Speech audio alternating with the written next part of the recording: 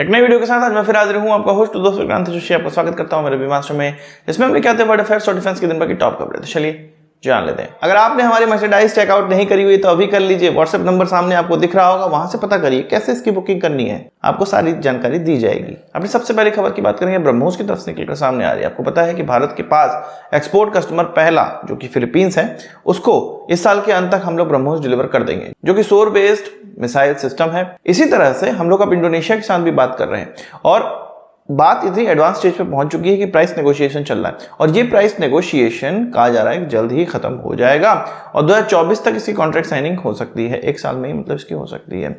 हम जानते हैं कि 2024 काफी लंबा समय है अभी, पर बड़े बड़े कॉन्ट्रैक्ट को अंजाम देने में समय तो लग ही जाता है। जिस प्रकार से हम MQ-9 रीपर 5 साल से नहीं खरीद पाए हैं, उसी तरह दूसरे देशों के साथ भी स्थिति होती है। फंड का एलोकेशन, इसके अलावा भ्रष्टाचार से बचे रहना और अवेलेबिलिटी ऑफ प्रोडक्ट, साथ ही साथ अच्छा प्राइस, ये सारी चीजें किसी भी डिफेंस डील को आगे बढ़ाते चली जाती हैं, ज्यादा समय लेने लगती हैं। बात करते हैं अपने चंद्रयान 3 की। 15 दिन पहले जब हमारा चंद्रयान 3 का विक्रम लैंडर मून की सतह पे उतरा था, तब भारत चौथा देश बन गया था सॉफ्ट लैंडिंग करने वाला मून की सतह पे और साउथ पोल के पास में लैंडिंग करने वाला पहला देश बना था। इसके बाद जब हमारा प्रज्ञान रोवर निकला तो उसके द्वारा भी काफी अच्छी जानकारी हमें दी गई और विक्रम लैंडर के द्वारा भी हमें यह बताया गया कि चंद्रमा की सतह से जितना नीचे चलते जाएंगे उतना ही वहां पे जो टेम्परेचर है वो कम होता जाएगा, यानी कि वहां पर बर्फ पड़ी हुई है। दो चीजें और निकलकर सामने आई हैं। पहला ये कि प्रज्ञान रोवर अब सो चुका है, 14 दिन कंप्लीट हो चुके हैं और इसका जो सोलर पैनल है वो उस दिशा में है कि जब 14 दिन बाद जब सूरज उस तरफ या उस एरिया में चमकेगा तब इसके सोलर पैनल को रोशनी मिल पाएगी, उससे बिजली बन पाएगी और तब हो सकता है प्रज्ञान रोवर फिर से जग जाए। जगने की उम्मीद हम सभी लोग लगाए हुए हैं, पर अगर नहीं भी जगता है तो ये कोई बड़ी बात नहीं है। इसको माना ही गया है कि लूनर लाइट बिठाना उसके लिए बहुत ज्यादा मुश्किल है। अभी इसकी बैटरी पूरी तरह से चार्ज है, कम्युनिकेशन चल रहा है। अगर ये जग जाता है 14 दिन के बाद तो ये बहुत बड़ा इवेंट होगा और फिर से प्रज्ञान रोवर से जानकारी हमें मिलने लगेगी। पर एक ऐसा काम जो कि विक्रम लैंडर से जनरल पब्लिक को नहीं पता था कि होने वाला है, वो कर दिखाया है इसरो ने। इसके द्वारा दोबारा लैंडिंग करी गई। दोबारा लैंडिंग कैसी? असल में इसके थ्रस्टर्स को चलाकर इसको कुछ 40 सेंटीमीटर तक ऊपर उठाया गया, मतलब लगभग आधा मीटर तक ऊपर उठाया गया और फिर इसकी सॉफ्ट लैंडिंग कराई गई। कहां पर? 30-40 सेंटीमीटर दूर, जहां पर ये पहले लैंडिंग किया हुआ था। मतलब 30-40 सेंटीमीटर ऊपर और 30-40 सेंटीमीटर दायां बाएं की तरफ शिफ्ट करके इसकी लैंडिंग करवाई गई। ये इस प्रकार का एक्सपेरिमेंट क्यों किया गया? क्योंकि आने वाले समय में हम लोग देखेंगे कि हमारा जो लैंडर वहां पर उतरेगा तो वो मून की सॉइल को लेकर आएगा भारत वापस। इसके लिए वहां से टेक ऑफ करने की कैपेबिलिटी हमारे स्पेसक्राफ्ट में होनी चाहिए। यही जो टेक्नोलॉजी है उसको डेमोन्स्ट्रेट किया गया। क्योंकि ईंधन कम था इसीलिए ये जो ऊंचाई है वो बहुत कम थी, इस एक्सपेरिमेंट के लिए इसको नहीं बनाया गया था। पर आगे चल के हम देखेंगे कि इसमें बड़ा लैंडर होगा, बड़ा इंजन होगा, ज्यादा ईंधन होगा और स्पेसक्राफ्ट को ले जाने के लिए हमारे रॉकेट की जो कैपेबिलिटी है वो भी बढ़ेगी और हम बड़े बड़े इस प्रकार के लैंडर मून पर भेज पाएंगे। बात करते हैं फ्रांस के एक ऐसे एयरक्राफ्ट की जिसको कि A330 कहा जाता है। ये एक multi role tanker transport aircraft है जो कि टैंकर की तरह भी काम कर सकता है, ट्रांसपोर्ट एयरक्राफ्ट की तरह भी काम कर सकता है, ट्रूप्स को भी एक स्थान से दूसरे स्थान तक ले जा सकता है। असल में इसको भारत बहुत दिनों से प्राप्त करने का प्रयास कर रहा है, पर कोई भी कॉन्ट्रैक्ट तक हम लोग बढ़ नहीं पाए हैं। तो एयरफोर्स ने कहा कि भाई हम इसको लीज पर ले सकते हैं। अब लीज पर लेने की जो प्रक्रिया है उसको भी शुरू कर दिया गया है और 5 साल के लिए लीज पर लिया जाएगा। फ्रांस की एयरफोर्स ने यह कहा है कि तुम हमारा एयरक्राफ्ट लीज पर ले लो। एक एयरक्राफ्ट वो स्पेयर कर सकते हैं जिसको कि इंडियन एयरफोर्स अब अंतिम रूप देने वाला है कि इसको लीज पर हम लोग ले सकें।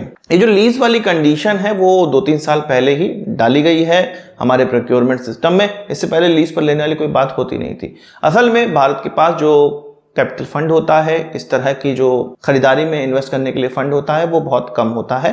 किसी प्रोग्राम को अंजाम देने के लिए हर साल जो फंड मिलता रहता है उसको जुटाकर ही एक बड़े प्रोग्राम को अंजाम दिया जा पाता है।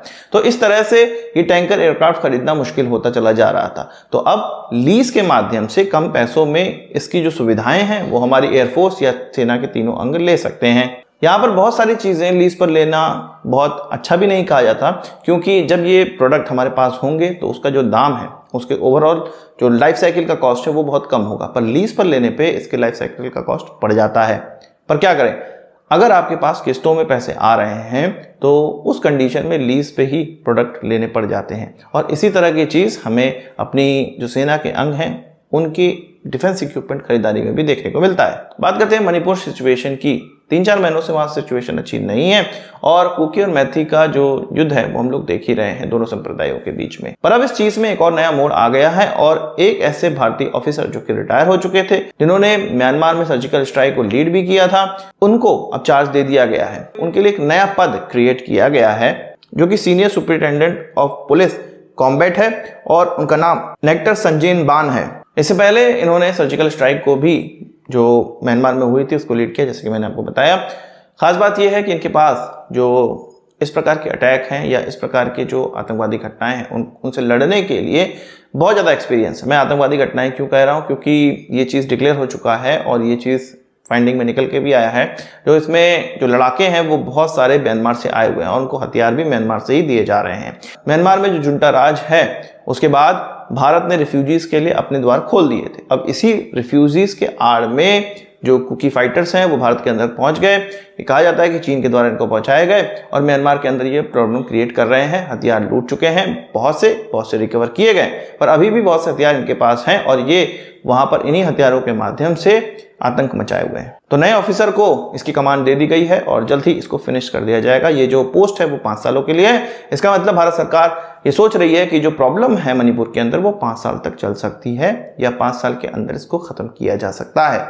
उनके इस पोस्ट की जो चार्ज उनको दिया गया है, जरूरी नहीं है कि इसी केवल कॉन्फ्लिक्ट के लिए हो, वो ओवरऑल मणिपुर में जो कंडीशन है उसको सुधारने के लिए भी हो सकती है। बात करते हैं उत्तम एसा रडार की। उत्तम एसा रडार का अब हर ट्रायल कंप्लीट हो चुका है, अब बस ये मास प्रोडक्शन के लिए जाने वाला है। आपको पता है कि HAL जहां तेजस MK1A के लिए अपने प्रोडक्शन का जो शुरुआत है वो करने वाला है, वहीं उत्तम एसा रडार जो कि इसका एक मेन कंपोनेंट होने वाला है उसका भी मास प्रोडक्शन अब शुरू कर दिया जाएगा।